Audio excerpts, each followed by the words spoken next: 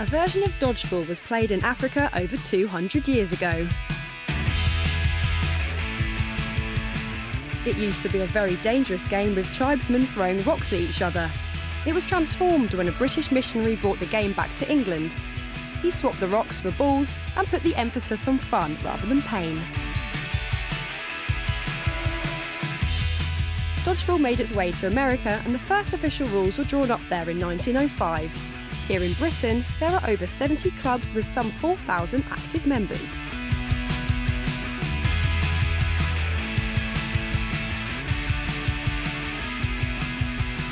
The Director of Development at British Dodgeball is Ben Hoyle.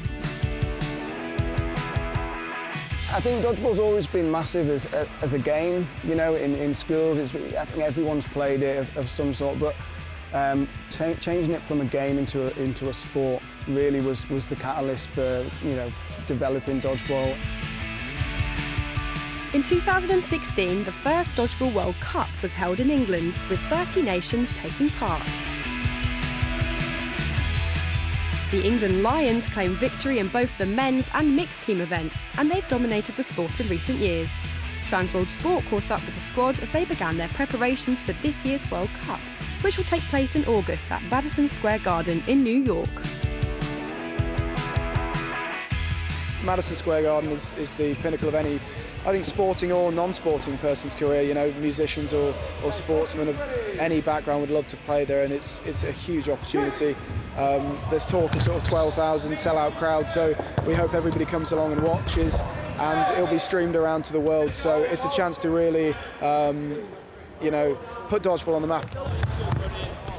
England, the current world and European champions, have high hopes of retaining their titles in New York. And with a pool of 60 vying for a place on the team, manager John Rudland is confident of having a strong squad for the World Cup. We're looking for understanding of the game, so not just how hard they can throw the ball, how good they are at catching, can they play the game and can they understand what's meant to be happening on the court with a little bit of intelligence. Teams consist of 6 players and 4 reserves. They start in the end zone and 5 balls are placed across the centre line. On the referee's whistle, players race to retrieve them before battle ensues.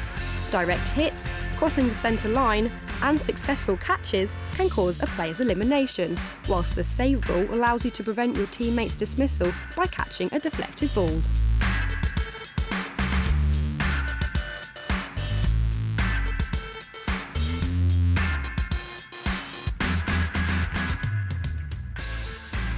Matches are won by eliminating all players on the opposing team, or by having the most players left standing at the end. It's really chaotic because there's sort of so much to pay attention to, your own team, what's going on behind us there. We've got 5 balls going really fast, so it's concentration, trying to pay attention to everything that's going on, keeping your focus and trying to focus on not only yourself but on your teammates and how you can help them.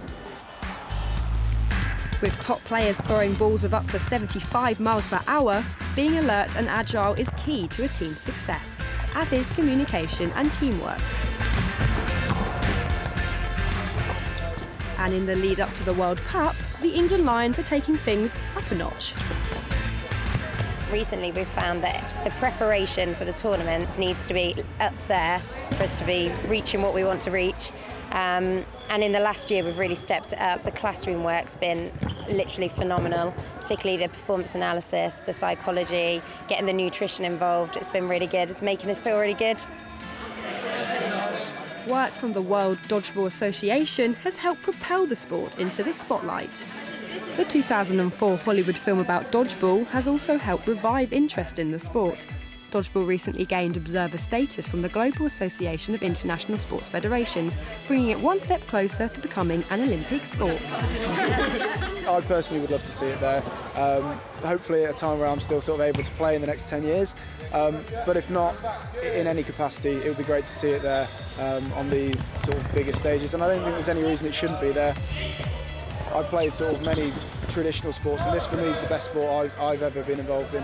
We literally are putting everything we can into it. We're trying to get it out there as much as possible and make people realise that it's not just a film.